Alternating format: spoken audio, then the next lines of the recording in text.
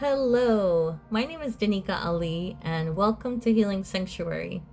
I'm a licensed clinical social worker in the state of New Jersey. I really wanted to talk to you today about seasonal affective disorder. So, what is it, and how does it affect us, and what can we do about it? So, I'm going to read off a short list of symptoms from the Mayo Clinic website. And it's a website that I trust that I use to educate my clients in my private practice. So I want to share that with you, and then I'm going to share with you a list of coping skills that I use for people who have depression, anxiety, and even PTSD. But it'll also work for seasonal affective disorder. So the first one is if you're feeling listless, sad for part or most of the day, almost every day during the week. So what else could be going on? You might be going through grief. You could be going through regular depression or dysthymic disorder. But let's listen to some of the rest of the symptoms. Ready? Okay.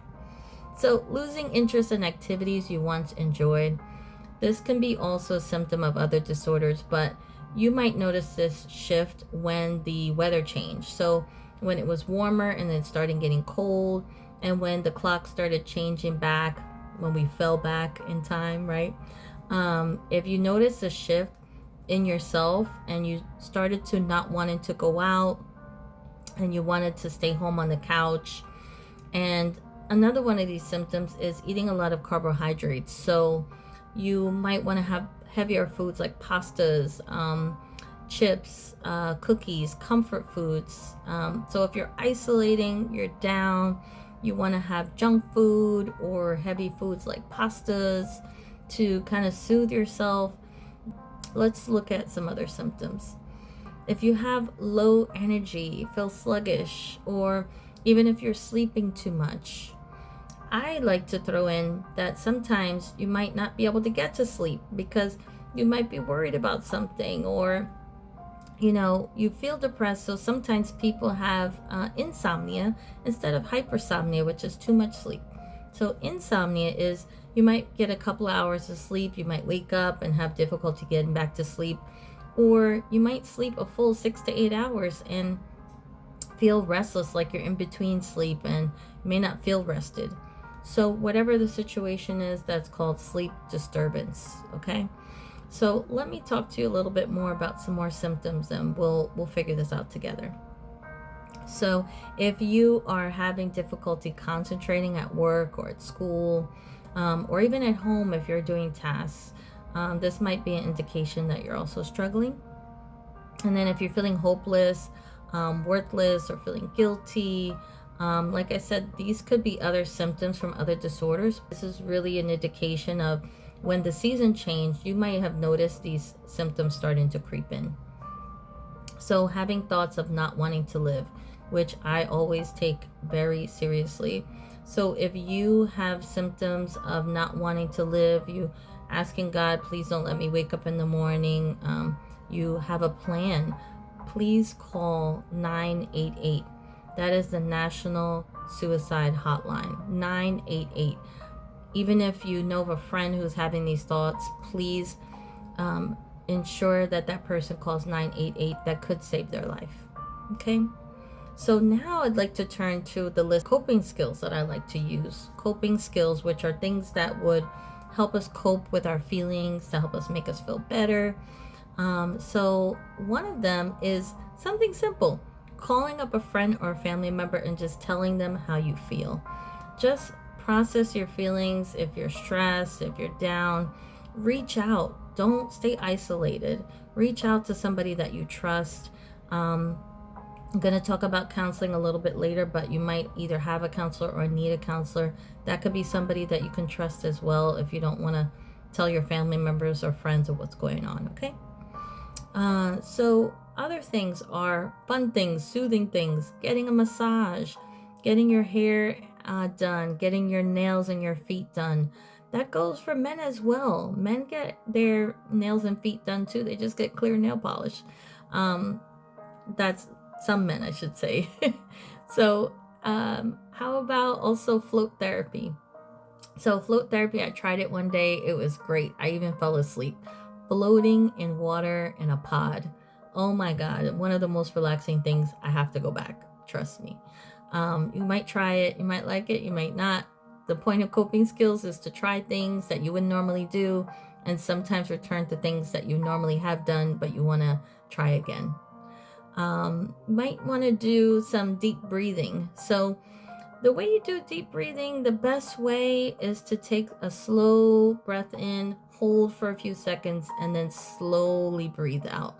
You want to breathe from your diaphragm, which is lower in your stomach. And if you really want to take it up a notch, you're going to try some lavender. This is my go-to thing right here. You might not be able to see it in the light, but it's a big old bottle of lavender, and mine has a dropper. So I tell my clients, try it with the lavender, which is like you drop one drop on your wrist and you rub it together like this, and then you put your hands over your face, and you don't have to touch your face.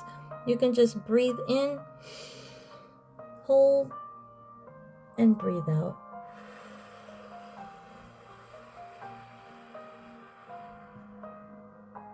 See how I took a long, deep breath and slowly pushed it out very slowly? That's how you want to do it. And it's almost like you put a pin in a balloon. Breathe out in a very small hole in your mouth, okay? And do that maybe about 3 to 5 minutes, and you'll feel so much better, even in the moment, more relaxed, and your body will be reset, and then you'll probably be more productive at work or even at home. So another thing I ask people to do is do guided meditations. There's some for anxiety, there's some for depression, stress, online. My favorite is a beach guided meditation. Oh my goodness. It takes your 5 senses and then it tricks your brain into figuring out that it's at the beach. It's the most glorious thing. Probably the first time or two, may not do much, but with practice, it makes perfect. So try the guided meditation. There's different ones, different voices, different music in the background. So see what works for you. And speaking of YouTube, you can go on YouTube and type ASMR and try different ASMRs. They are different things that are almost, some of them are optical illusions. Some of them, they use sight and sound to decrease the stress in your life, and it's very soothing. There's all different ones.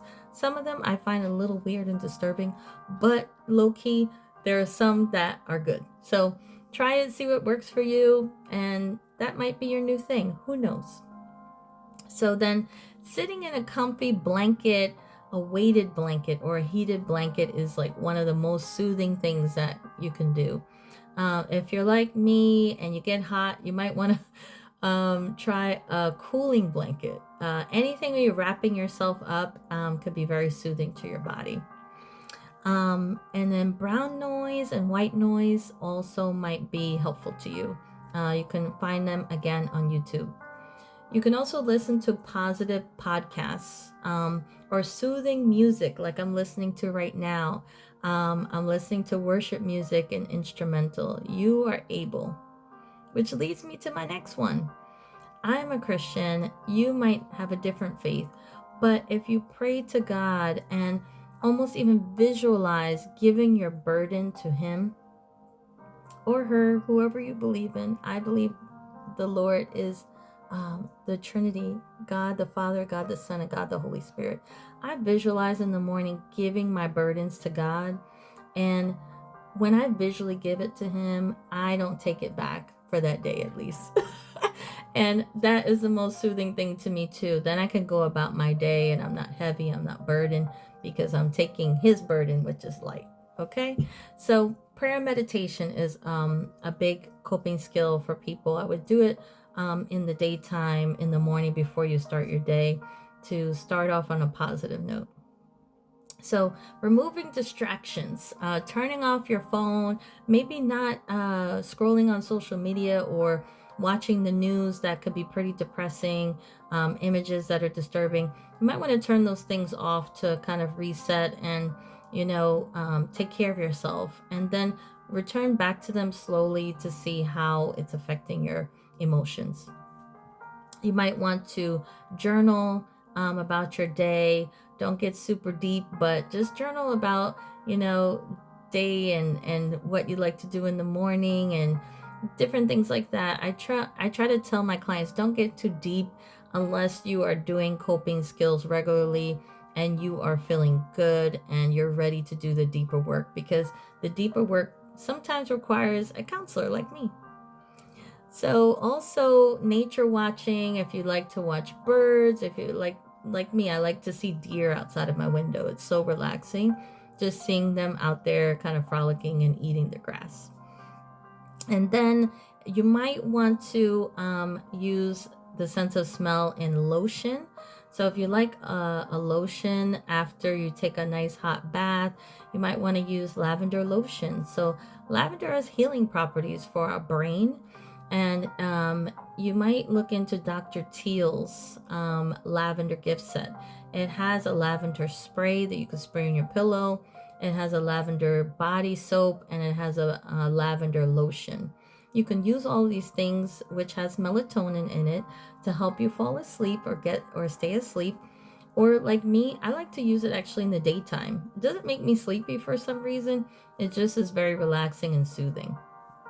And then the next thing could be lavender plugins, diffuser, or lavender diffuser. I have a diffuser right here that I like to keep on my desk. This is something that basically I put water in and I do 4 drops. I'm a little excessive.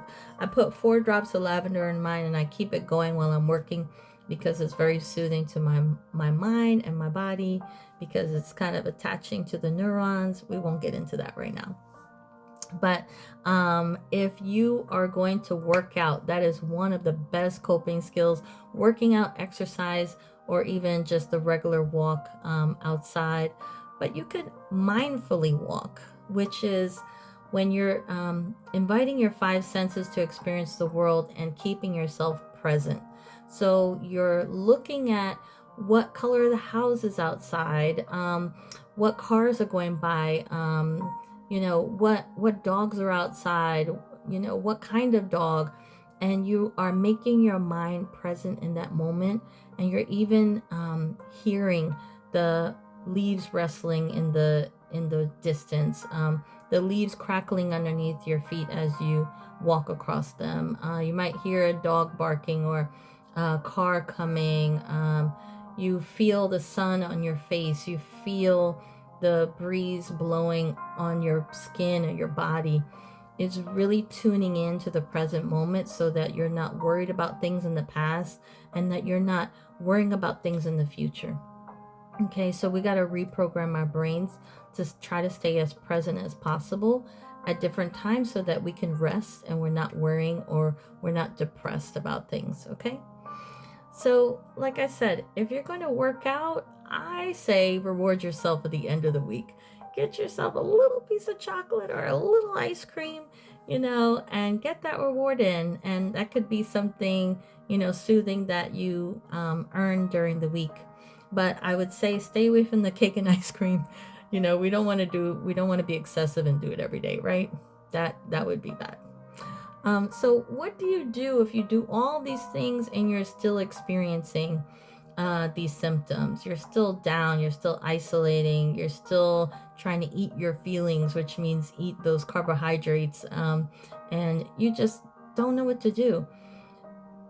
I would ask you to consider getting a counselor. I'm a licensed counselor in the state of New Jersey. You can call me, or you can go on Psychology Today, and then you can find the right fit for you. They have filters where you can put in your insurance, put in what color therapist you want, if you want it male or female, all of those filters, what you're struggling with.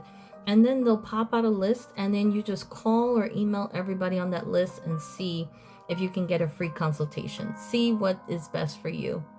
So if you have any questions about anything that I've said, or you want a free consultation with me, I can offer a 30-minute consultation at Healing Sanctuary on the phone.